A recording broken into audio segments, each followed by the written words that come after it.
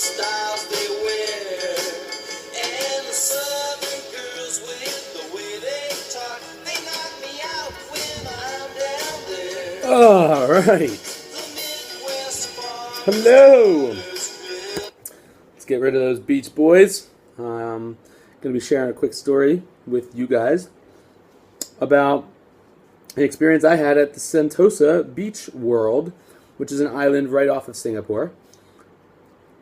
And it was a big event run through like this Singapore Uni, which is this big organization that gets exchange students from all over Singapore together. So it was a really great event that we had on a Saturday night. So during the day, me and a bunch of friends decided to take a van over to Sentosa. And we checked out the scene, and it's a big tourist trap, but it's a lot of fun. There's a lot of different activities to do. Not all that I got to yet, but I do plan on going back a lot. In order to get there, you do have to take the Sentosa Gateway. So this is the bridge that kind of takes you from mainland Singapore over to Sentosa. And once you get to the top of the bridge, you look out over this castle, and to the right you can see it says Sentosa in these big letters. And I think the castle is actually coming from Universal Studios. So there's a big Universal in Sentosa. Once we got onto the island, we left our cab driver. There was actually this color run that was going on. So I thought, totally unrelated to anything, but I just thought it was crazy. Like the roads were just packed with people and this like colorful dust.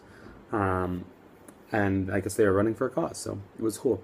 Like I mentioned, it's a big tourist trap in Sentosa. So there's this video that this guy came zooming past us on this new form of a bike, and I wasn't really sure what it was, but I still don't. But you can apparently rent them and ride around, and I guess it's like a Segway similar to it, but a little bit different. So I thought it was cool. Then we walked down a little bit further into Sentosa, and we were fronted with, this is called Mambo Beach. So it's very common in Sentosa to have like resorts on one side of this main road, and then on the other side they have like these restaurant, beach bar type of restaurants where it's really laid back, just a good time. So this was the front. It has like a pool, and you can get food and drinks, and it kind of goes like the ocean, then the beach, then the pool, and then this club. So it's a restaurant, bar, whatever. So it was kind of interesting. This is just another photo from Mambo Beach. And at nighttime, they usually have a pretty crazy party life at these clubs. But like I said, this club is just backs up right onto the beach and the ocean. So it was pretty neat to kind of have the best of the pool world, the beach and the ocean, all at the same time. So this next picture is me and a couple of the guys I met on the trip. I think you've probably seen them in the previous blogs, but these guys are from Madrid, and sorry about that. And this was like right by the lifeguard stand, so we thought it was kind of a cool picture. I then got one on my own as well. So that was pretty neat, and we kind of got there like in the late afternoon, so we could kind of see the sunset, and there was a lot of students from school there, so it was a really cool way to kind of just take it easy and wind down for a pretty fun and exciting night. So the sun went down, things started getting a little bit crazy, and everyone was hanging out on the beach, and we would go later on. We would go into one of these clubs, and it was nothing too like crazy and out of hand, but it was like a really good time. It was nice to either meet new people or go in with people you already knew. So it was really a lot of fun, and it was all exchange students and some locals, but it was a high percentage of exchange students. Then I saw this really funny sign. Just take a look at it for a second. It was a real sign. It was on the side of the street, but I just thought it was the funniest thing ever. So I thought it was worth taking a picture. So, this is a quick photo of Mambo Beach at nighttime. So you can kind of see what, during the day music's playing, you got the ocean and everything. And then things sort of begin to get into that more of a night vibe, which was pretty cool. And lights turn on, music gets louder, and everyone's out just to have a really good time. So it was a blast of a day. Ended up getting home pretty late, but it was getting cabs from Sentosa back to the Singapore is like so crazy. So it was quite the adventure, but managed to get back safely. And then let's see what else. Oh, so Sentosa. Now you can look at me for a couple minutes. Sentosa has all these resorts on one side, and then the beach and the bars on the other side.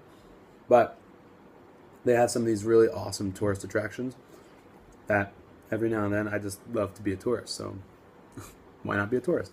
So anyway, they have this thing that's called I Fly Singapore, and it's basically indoor skydiving, where it's like this big vat that like has this big fan spinning, and you like jump into it and you kind of float like up in the air and in this like enclosed area. So we're all looking forward to doing that. I think they have it back in the States also in like Vegas, but I'm like, looking forward to that. They also have real skydiving, but I'm thinking about doing it. But don't worry, Mother, I won't tell you until I land that I did it. I think that's what Jared did, so I guess that's what I should do if I somehow find the guts to do it. But they have that.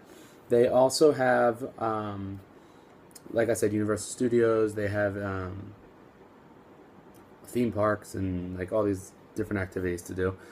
And then, of course, they have this really awesome thing that I'm getting myself as involved in as I can.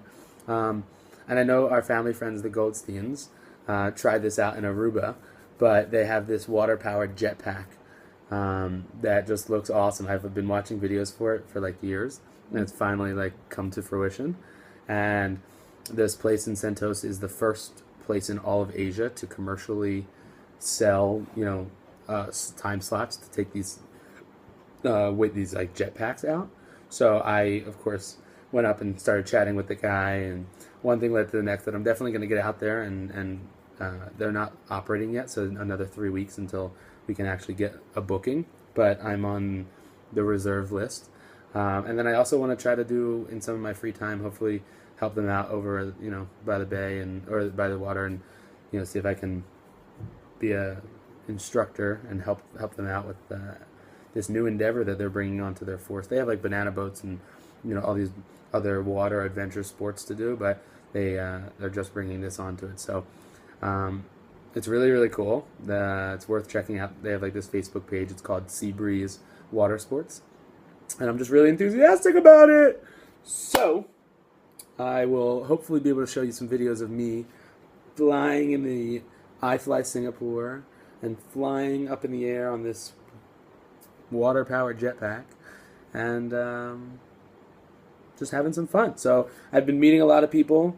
I've been loving every second of it. Missing everybody back at home so much. It's crazy. But I keep telling everyone, reach out to me, and I'll do my best to reach out to you guys as well. And I look forward to talking with you all soon. Much love, and peace.